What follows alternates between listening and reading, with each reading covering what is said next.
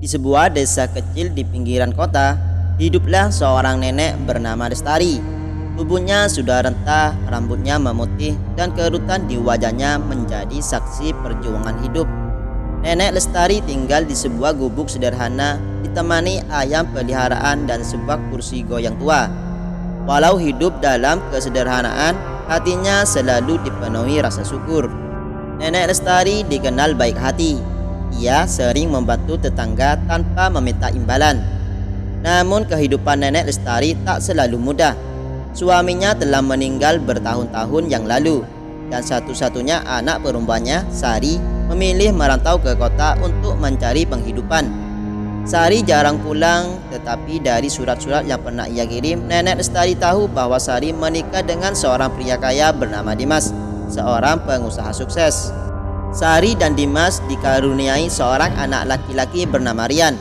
Dari kecil, Rian tak pernah bertemu dengan Nenek Lestari. Sari jarang menceritakan masa lalunya yang berasal dari desa karena merasa malu dengan latar belakangnya. Namun Nenek Lestari selalu memaafkan anaknya. Ia tahu setiap orang punya cara sendiri untuk menghadapi dunia. Suatu hari, seorang tukang pos datang ke rumah Nenek Lestari. Ia membawa sebuah undangan berlapis emas dengan huruf timbul yang mewah. Ternyata undangan itu adalah undangan pernikahan cucunya, Rian, yang akan menikah dengan seorang putri pejabat ternama. Acara tersebut akan digelar di Hotel Bintang 5 di tengah kota. Nenek Lestari sangat gembira. Meski ia tak pernah bertemu cucunya, ia merasa ini adalah kesempatan untuk bertemu dengan keluarga yang sudah lama tak dijumpainya. Namun ia juga merasa bimbang.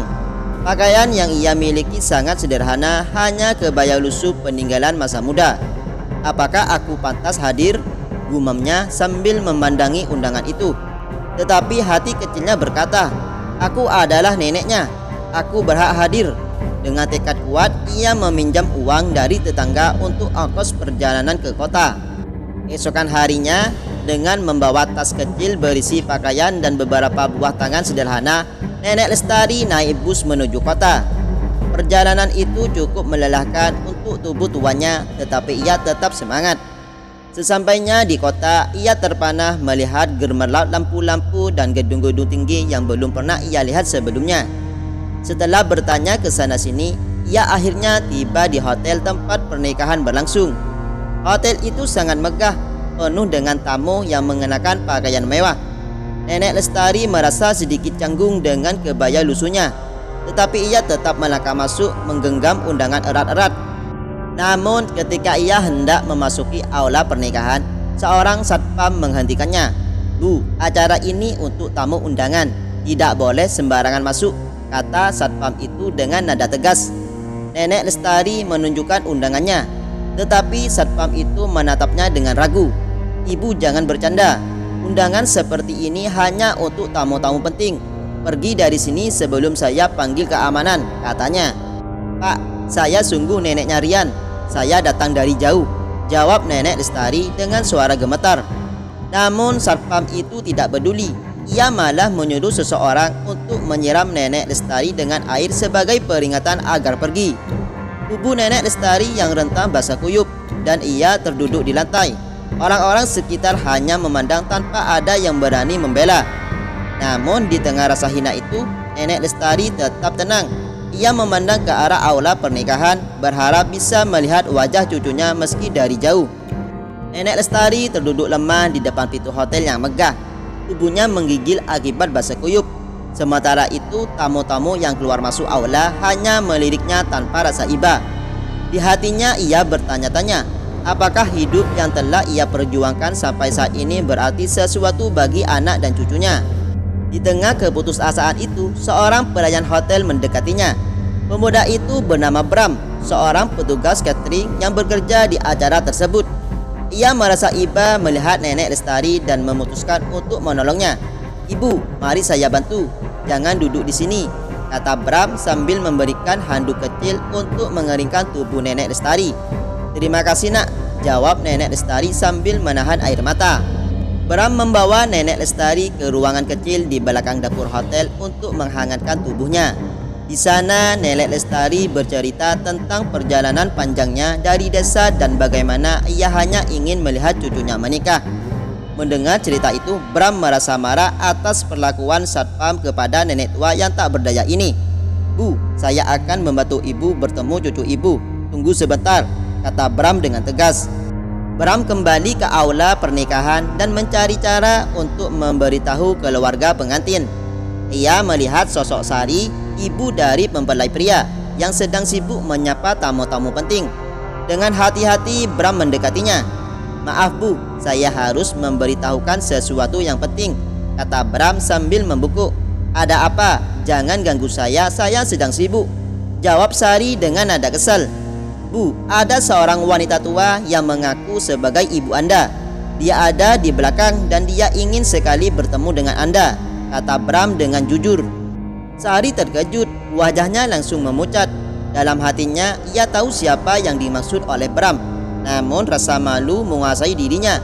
Ia takut orang-orang tahu bahwa latar belakangnya berasal dari desa kecil dan ibunya hidup dalam kemiskinan. "Itu pasti salah orang, jangan ganggu saya lagi," katanya dengan nada dingin lalu pergi meninggalkan Bram. Namun percakapan mereka didengar oleh Rian, sang mempelai pria. Rian penasaran dan mengikuti Bram ke ruangan tempat Nenek Lestari berada. Saat Rian membuka pintu, ia melihat seorang nenek tua dengan kebaya lusuh duduk di kursi kecil. Tatapannya lembut namun penuh kelelahan. Rian merasa ada sesuatu yang aneh di hatinya. "Siapa beliau?" tanyanya. "Ini nenekmu nak. Beliau datang dari jauh hanya untuk melihatmu," jawab Bram dengan suara pelan. Rian tertegun. Ia tak pernah tahu bahwa ia memiliki seorang nenek yang masih hidup. Dengan langkah ragu, ia mendekati Nenek Lestari. "Nenek," panggilnya dengan suara gemetar. Nenek Lestari menatap wajah cucunya dengan penuh haru. Air mata mengalir di pipinya. "Kamu Rian, cucu nenek?" tanyanya. "Ya Nek, maafkan saya karena tidak pernah tahu tentang nenek." Rian langsung berlutut di depan Nenek Lestari dan memeluknya erat. Ketika Rian kembali ke aula membawa Nenek Lestari, suasana menjadi hening. Semua tamu terkejut melihat seorang nenek tua berpakaian lusuh berdiri di tengah kemewahan acara pernikahan. Sari yang melihat hal ini merasa panik. "Rian, apa yang kamu lakukan? Kenapa bawa dia ke sini?" seru Sari dengan nada tinggi. "Ibu, kenapa ibu tidak pernah bilang kalau nenek masih hidup? Kenapa ibu sembunyikan nenek dari saya?" tanya Rian dengan nada kecewa. Sari hanya diam, tak mampu menjawab. Akhirnya Dimas suaminya mendekat dan memegang bahu Sari. "Sari, ini ibumu, ibu yang sudah melahirkan dan membesarkanmu. Apakah semua ini sepadan dengan rasa malu yang kamu rasakan?" Mendengar itu Sari menangis. Ia berjalan mendekati Nenek Lestari dan berlutut di depannya. "Ibu, maafkan saya malu mengakui masa lalu saya. Tapi saya salah Bu, maafkan saya," katanya sambil menangis. Nenek Lestari memeluk anaknya dengan penuh kasih. "Ibu selalu memaafkanmu nak. Ibu hanya ingin melihatmu bahagia." Sejak saat itu hubungan keluarga mereka berubah. Rian sering mengunjungi Nenek Lestari di desa, bahkan membawa istrinya untuk mengenal sang nenek. Sari juga belajar menerima masa lalunya dan sering membawa ibunya tinggal di rumah mereka di kota. Kisah Nenek Lestari menjadi pelajaran bagi banyak orang di acara pernikahan tersebut, bahwa harta, status, dan kemewahan tak ada artinya tanpa kasih sayang keluarga. Setelah peristiwa di pernikahan Rian, hubungan antara Nenek Lestari dan Sari dan keluarganya perlahan membaik.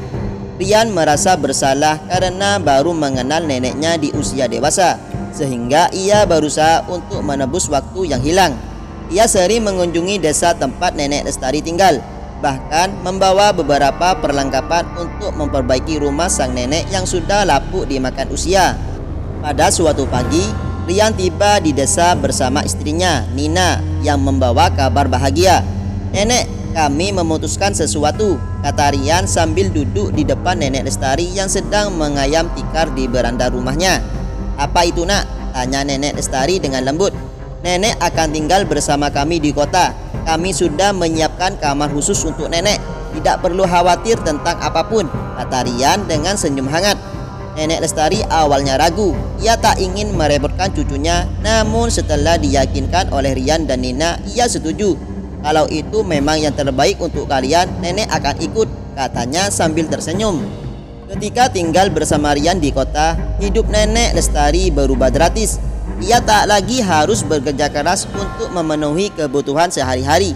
Sari yang awalnya malu dengan keberadaan ibunya, ini justru sangat peduli. Ia sering mengajak ibunya jalan-jalan ke taman atau berbelanja bersama. Di kota, Nenek Lestari juga mulai dikenal oleh tetangga-tetangga Rian.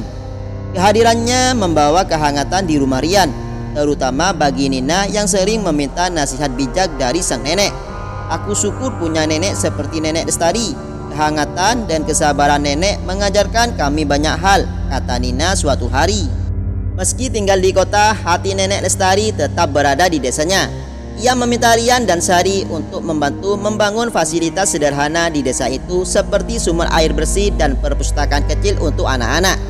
Dengan dukungan Rian, proyek itu berhasil diwujudkan. Ini bukan hanya untuk desa, tetapi juga untuk mengenang perjuangan nenek selama ini, kata Rian saat meresmikan perpustakaan yang diberi nama Perpustakaan Lestari. Tahun-tahun berlalu dan Nenek Lestari semakin tua.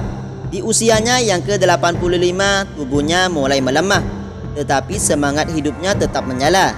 Suatu pagi, ia duduk di taman rumah Rian, memandangi matahari terbit. Dengan senyum di wajahnya, ia menghembuskan nafas terakhirnya dengan tenang. Kehilangan Nenek Lestari adalah duka mendalam bagi keluarga, tetapi mereka bersyukur karena telah mendapatkan kesempatan untuk menghabiskan waktu bersama. Sari merasa lega karena sempat memperbaiki hubungan dengan ibunya, dan Rian merasa bangga memiliki nenek yang begitu luar biasa. Meski telah tiada, nilai-nilai yang diajarkan Nenek Lestari tetap hidup dalam keluarga mereka. Perpustakaan Lestari di desa menjadi tempat belajar anak-anak, membawa perubahan besar bagi komunitas kecil itu. Kisah Nenek Lestari adalah bukti bahwa cinta dan pengorbanan seorang ibu tidak akan pernah sia-sia, kata Rian di sebuah acara peringatan 1 tahun kepergian sang nenek. Kisah Nenek Lestari mengajarkan kita tentang pentingnya menghargai keluarga, menerima masa lalu dan tidak melupakan akar kehidupan kita. Harta tidak akan berarti tanpa kehangatan cinta dan kasih sayang.